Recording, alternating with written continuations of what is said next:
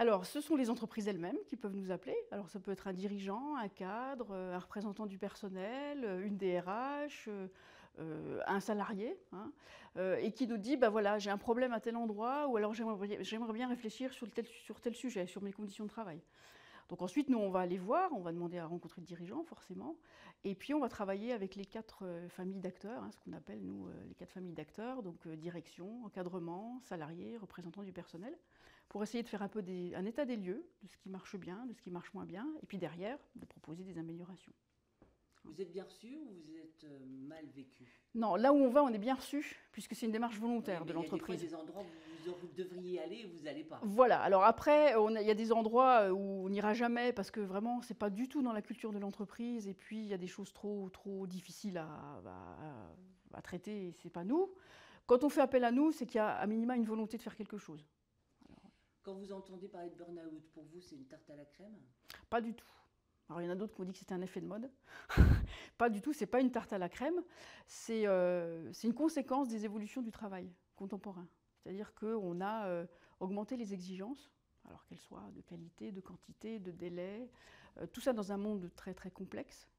Et si dans ces environnements-là, il n'y a pas un soutien organisationnel, il n'y a pas un management qui est capable d'arbitrer, de réguler, de gérer des priorités, eh ben on arrive à l'épuisement des individus et on peut arriver à des cas extrêmes comme le burn-out, mais Et le aussi. suicide? Et alors le suicide, c'est encore plus extrême. Oui.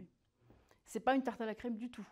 C'est le révélateur d'un environnement de travail qui est devenu très complexe et qui n'est pas très bien arbitré, pas très bien géré, quoi. Donc on a des mauvais encadrants, des mauvais DRH? C'est plus compliqué que ça. C'est beaucoup plus compliqué que ça. On est dans un environnement complexe. Et face à cet environnement complexe, eh bien, il y a plein d'injonctions contradictoires qui se sont développées, il y a plein de paradoxes, il y a plein de choses qu'on ne peut pas gérer individuellement. Et souvent, ce qu'on constate dans ces environnements-là, c'est qu'effectivement, il n'y a pas assez de régulation collective. C'est-à-dire pas assez de solidarité, peut-être un management qui est dépassé aussi, peut-être une stratégie qui n'est pas très claire, peut-être des contraintes économiques qui viennent renforcer tout ça, de l'incertitude.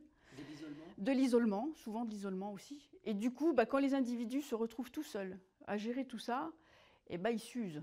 Et petit à petit, on peut arriver jusqu'au burn-out. Ajouter à ça des fois la perte de sens. Hein, ce matin, on a beaucoup parlé du sens. Donc c'est vrai que c'est un élément qui contribue au fait, à un moment donné, de basculer dans ce genre de symptômes, quoi. Mais il existe des outils, des actions à mener pour que les choses se passent mieux entre les gens dans une entreprise, quelle qu'elle soit et quels que soient les problèmes. Oui, alors c'est pas une histoire de taille d'entreprise, effectivement, ni d'activité, ni de secteur. Hein. C'est vraiment des évolutions du travail généralisées au monde du travail. Hein. Bien sûr qu'il y a des actions à faire et tout le monde ne fait pas de burn-out, hein, c'est pas, heureusement. Toutes les entreprises ne fonctionnent pas mal, il y en a qui fonctionnent très bien. Les choses à faire, elles sont autour du sens et de la reconnaissance, essentiellement. Le sens qu'on donne au travail, et puis la reconnaissance que les individus y trouvent. Et la reconnaissance, ça passe par plein de choses. Alors, c'est pas que l'argent, c'est pas que le salaire, c'est aussi la responsabilisation, c'est l'autonomie, c'est le management. Est-ce que c'est un management à l'écoute qui aide à régler des problèmes? C'est aussi des fonctionnements dans la concertation, de la cohésion d'équipe. C'est aussi donner des perspectives à des personnes, hein, des perspectives professionnelles. Donc tout ça contribue à faire en sorte que un environnement complexe, il peut être très bien vécu aussi par les individus. Le travail peut aussi être facteur d'épanouissement. Il n'est pas que facteur de souffrance. Et il est souvent facteur d'épanouissement, heureusement. On peut s'éclater dans ce travail. On peut toujours s'éclater dans son travail, oui.